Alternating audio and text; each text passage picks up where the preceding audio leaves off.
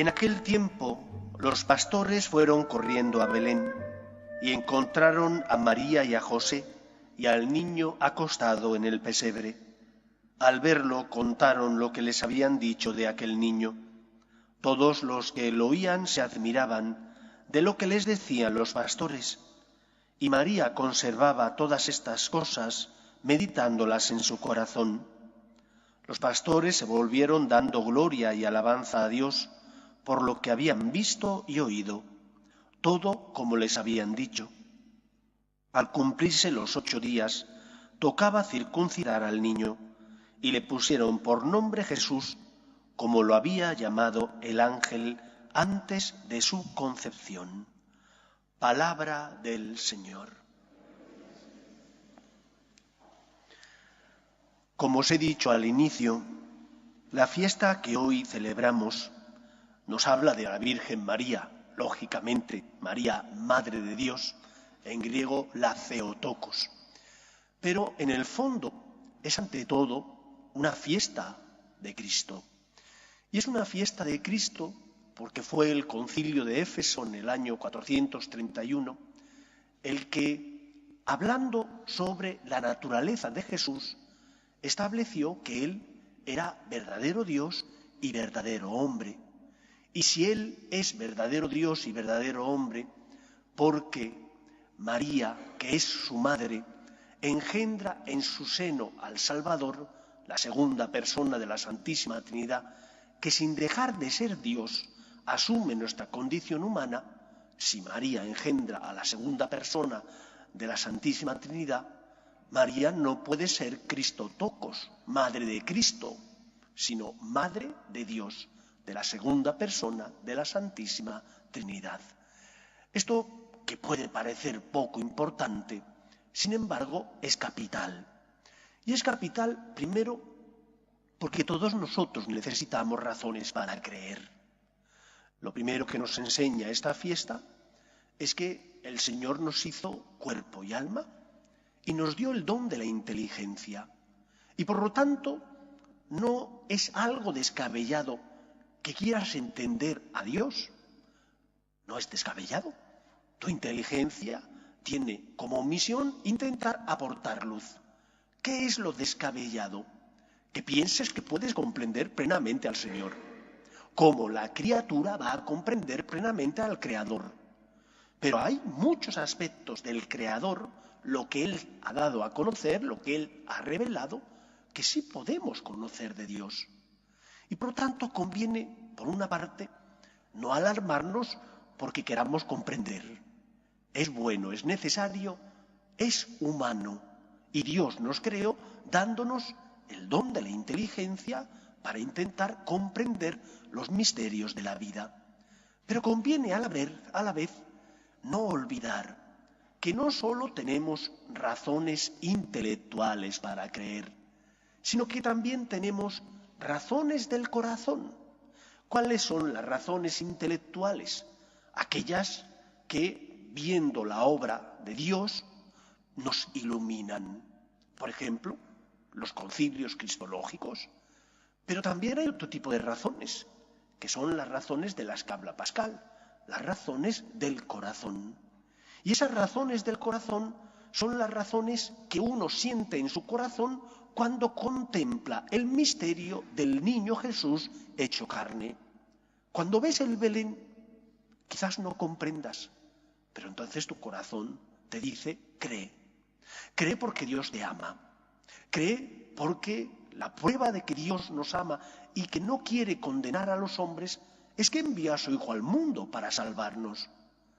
Por lo tanto, ante la necesidad de encontrar razones para creer, tenemos las razones intelectuales, te tienes que formar, tienes que leer, y las razones del corazón, tienes que contemplar el misterio del amor de Dios en el portal de Belén, en la Eucaristía, en su muerte en la cruz. Ahí, contemplando ese misterio, nuestro corazón se ilumina, de manera que tenemos razones para creer. Pero nos falta un último punto, y es que tenemos que aprender a aceptar el misterio. Llega un momento en el que no puedes comprender más. has leído, te has formado, has adorado, has tenido contemplación, pero no entiendes más. Asume el misterio. ¿Qué significa que tengo que asumir el misterio? Pues que Dios es más grande que yo. Recordad aquel pasaje de San Agustín en el que él iba caminando por la playa en el Mediterráneo y vio como un niño pequeñito había hecho un agujero en la arena y con su concha iba al mar, cogía agua y lo echaba en el agujero. Y San Agustín, que estaba dando un paseo porque tenía la cabeza botargada, andaba pensando cómo explicar el dogma de la Trinidad. San Agustín le dice al niño: ¿qué es lo que estás haciendo? Y el niño le dice: estoy metiendo este agua en este agujero. Y San Agustín le miró con ternura y le dijo: ¿no te das cuenta que es imposible? Que el mar es mucho más grande que el agujerito que tú has hecho para meter el agua. Y el niño, que resultó ser un ángel, le dijo: es lo mismo que a ti te ocurre con Dios. Pretendes meter en tu cabeza a la divinidad y es imposible. Dios es mucho más grande de lo que somos los hombres. Por eso conviene aceptar el misterio.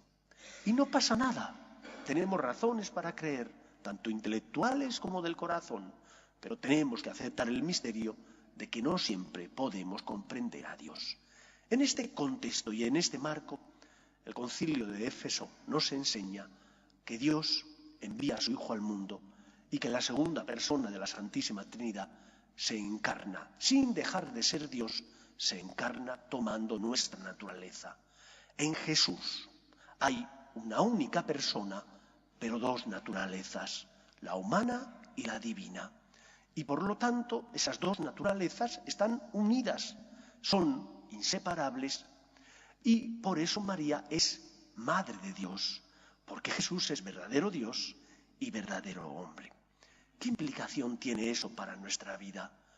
Cuando no comprendas los planes de Dios, cuando experimentes una y otra vez que vuelves a tropezar, confía en el Todopoderoso. Jesús no es un profeta más, es el Hijo de Dios, el que ha venido no solo a pagar la deuda contraída por tu pecado, sino también a acompañarte en el camino de la vida.